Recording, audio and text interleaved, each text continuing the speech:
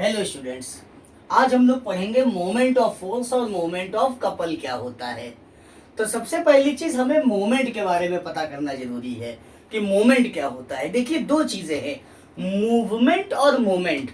Movement का मतलब body कहीं पर भी चली जाए, कि आगे चली जाए, ठीक है ना, लेफ्ट चली जाए, राइट चली जाए, इधर भाग जाए, कहीं पर भी चली जाए तो हम कहेंगे मूवमेंट हो रहा है।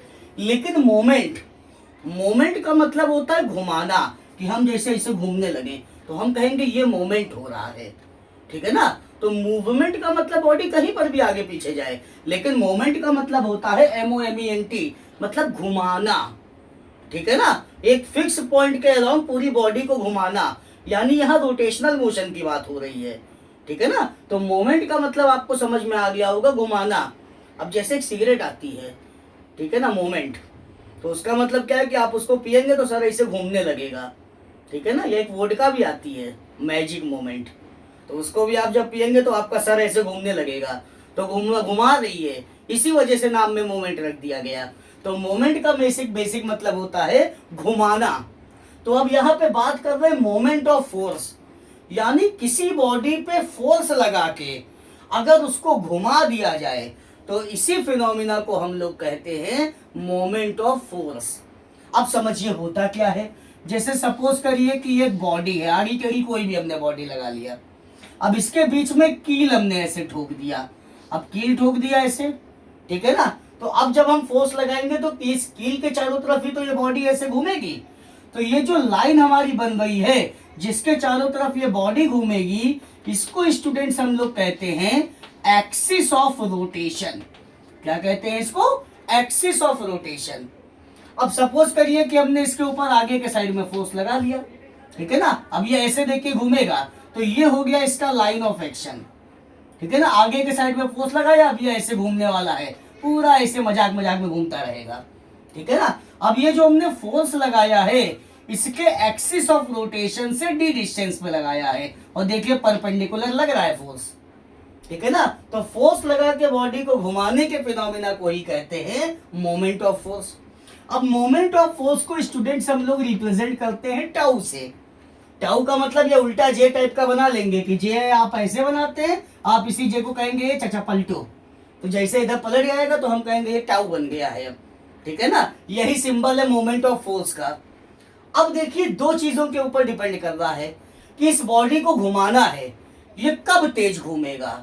तो सबसे पहली चीज, जब फोर्स ज्यादा लगाएंगे तो झमझमा के घूमने लगेगा, तो यानी फोर्स ज्यादा भी ज्यादा हो जाएगा। तो सबसे पहली चीज, फोर्स ज्यादा तो मोमेंट ऑफ फोर्स ज्यादा, तो डायरेक्टली प्रोपोर्शनल में आ जाएगा।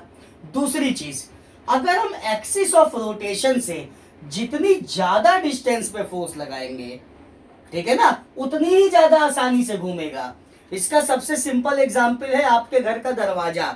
दरवाजे पे आपने देखा होगा, सपोज करिए दरवाजा है, ये हो गया इसका एक्सिस ऑफ रोटेशन, इसी के अबाउट ये खुलेगा या बंद होगा। तो हैंडल ज्यादा से ज्यादा डिस्टेंस पे लगा होता है दरवाजे में, ताकि ये डिस्टेंस बढ़ जाए, ठीक है ना। कभी नहीं देखा होगा कि इधर ये एक्सिस ऑफ रोटेशन है, हैंडल यही लगा दिया, कहा चलो डिजाइन बढ़िया बनेगी यही लगा देते हैं, लेकिन ऐसा नहीं दिखेगा। क्यों? क्योंकि यहाँ पे डिस्टेंस कम हो गई, और डिस्टेंस कम हो गई तो आराम से घूमेगा ही नहीं, और घूमेगा नहीं तो मोमेंट कम हो जाएगा, फिर हमको फोर्स खूब लगाना पड़ेगा, तो छोटा मोटा बच्चा तो इसको खोल ही नहीं पाएगा। तो यानी एक्सिस ऑफ रोटेशन से जितनी ज्यादा डिस्टेंस पे हैंडल होगा, बॉडी उतनी ज्यादा आराम से घूमेगी।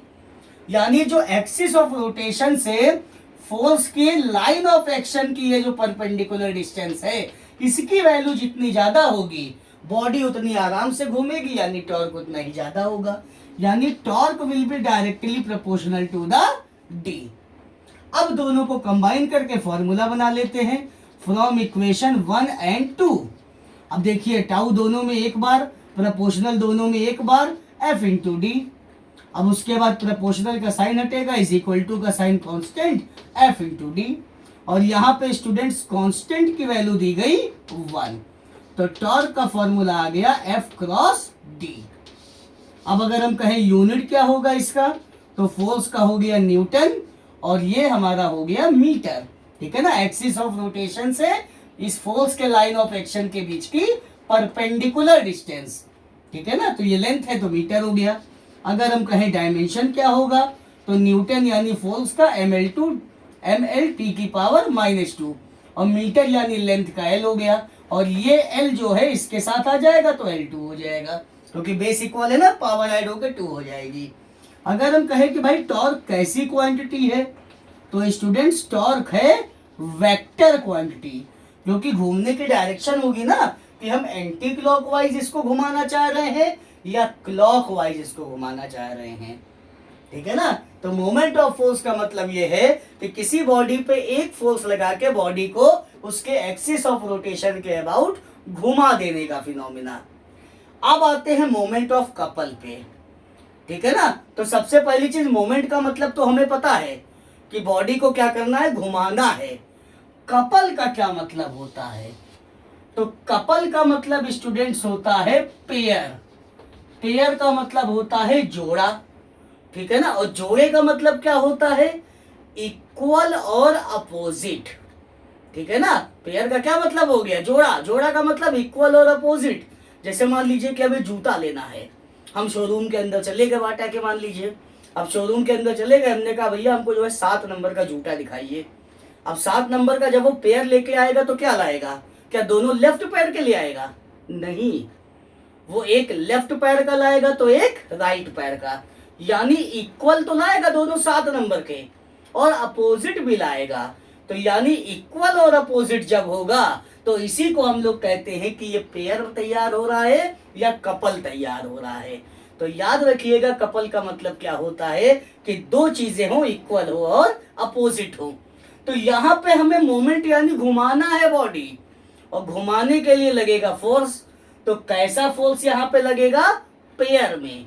पेयर का मतलब दो इक्वल और अपोजिट फोर्स लगा के अगर किसी बॉडी को एक्सिस ऑफ रोटेशन के अबाउट घुमाया जाता है तो इसी को हम लोग कहते हैं मोमेंट ऑफ कपल। सबसे सिंपल एग्जांपल, आप नल की टोटी ले लीजिए, साइकिल का हैंडल ले लीजिए। ठीक है ना, कि आपने दो फोर्स लगाया, मान लीजिएगा साइकिल आपको मोड़ दी है, तो एक फोर्स आपने अपनी तरफ लगाया, एक बाहर की तरफ लगाया और झमझमा के मोड़ दिया। ठीक है ना, दूसरी तरफ मोड़ना है तो इधर ऐसे मोड़ दिया, तो इक्वल और अपोजिट ही तो लग रहा है। ठीक है ना। तो जब दो इक्वल और अपोजिट फोर्स लगा के बॉडी को घुमाया जाता है तो कहते हैं मोमेंट ऑफ कपल, या इसी को स्टूडेंट्स हम लोग कहते हैं टॉर्क। तो टॉर्क अगर कोई आपसे पूछे तो भी आप यही कहेंगे कि भाई दो फोर्स लगा के बॉडी को एक्सिस ऑफ रोटेशन के अबाउट घुमा देने का फिनोमिना है ये। अब अगर इसका सिंपल एग्जांपल ले तो मान लीजिए वही नल की टोटी, तो मान लीजिए ना से हमने बना दिया नल, नल में पानी बह रहा है।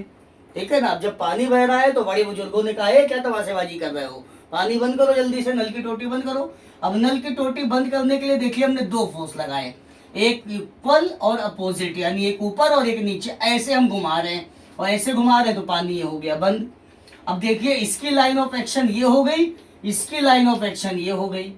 ठीक है ना। अब ये एक्सिस ऑफ रोटेशन है जिसके अबाउट ये हमारा पूरा घूम रहा है।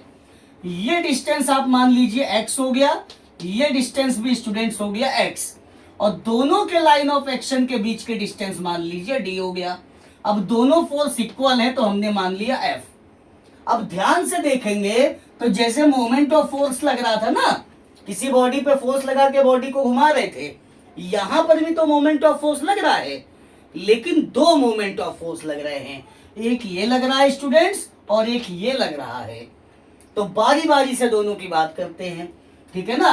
तो इस साइड वाले को हम मान लेते हैं फर्स्ट और इस साइड वाले को हम मान लेते हैं स्टूडेंट्स सेकंड।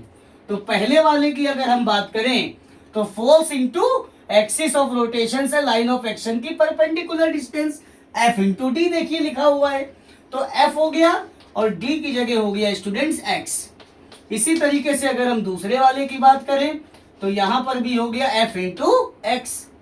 अगर हम बात करें टोटल मोमेंट, ठीक है ना, तो total moment tau is equal to tau 1 plus tau 2। ठीक है ना, क्योंकि दोनों एक ही डायरेक्शन में तो ऐसे घुमा रहा है क्लॉकवाइज, अगर ऐसे घुमाएंगे तो कहेंगे एंटी क्लॉकवाइज। तो टाउ 1 की value F into x plus tau 2 की वैल्यू भी F इंटू एक्स। अब यहाँ पे हो जाएगा Fx और Fx यानी 2Fx, या F इंटू 2x हम लोग लिख सकते हैं, और F into 2x students x plus x 2x, और यही तो D है, तो हम इसको F इंटू डी भी कह सकते हैं। तो आप तो कहेंगे कि दोनों का फॉर्मूला देखो सेम ही आ गया, तो सेम तो फॉर्मूला आया है, लेकिन दोनों फॉर्मूले में जमीन आसमान का फर्क है। जमीन आसमान का फर्क ये है कि यहाँ पे जो डी था वो एक्सिस ऑफ रोटेशन से लाइन ऑफ एक्शन के बीच की डिस्टेंस थी, और यहाँ पे स्टूडेंट्स जो डी है वो दोनों फोर्सेस के लाइन ऑफ एक्शन के बीच की डिस्टेंस है। यानी दोनों फोर्सेस के बीच की डिस्टेंस आप जितनी ज्यादा करेंगे उतनी ही आराम से आप बॉडी को घुमा सकते हैं। इसीलिए साइकिल का हैंडल आप जनरली देखे होंगे बिल्कुल आखिरी में पकड़ते हैं। कभी ऐसा नहीं कि चलो आज मन किया तो बीच में पकड़ा कहीं से चलाते हैं, उसमें आपको घुमाने में दिक्कत होगी, फोर्स ज्यादा लगेगा, ठीक है ना। तो यहाँ कॉर्नर पे पकड़ने पे क्या होगा, एक्सिस ऑफ रोटेशन से डिस्टेंस यानी डी की वैल्यू बढ़ जाएगी, ठीक है ना। दोनों फोर्सेस के लाइन ऑफ एक्शन के बीच की डिस्टेंस बढ़ जाएगी डी, जिसकी वजह से टॉर्क हमारा बढ़ जाएगा और बॉडी आराम से घूमेगी। आई होप आपको समझ में आया होगा मोमेंट ऑफ फोर्स और मोमेंट ऑफ कपल क्या होता है। बाकी अगर यूनिट डायमेंशन और क्वांटिटी की बात करें तो जो मोमेंट ऑफ फोर्स का होता है वही मोमेंट ऑफ कपल का भी होता है, क्योंकि फोर्स इंटू ये डिस्टेंस हो गया तो न्यूटन इंटू मीटर, डायमेंशन यही आ जाएगा। बाकी घूमने की डायरेक्शन है या तो क्लॉकवाइज या एंटी क्लॉकवाइज, इस वजह से ये वेक्टर क्वांटिटी है। कोई प्रॉब्लम हो तो कमेंट सेक्शन में। Thank you.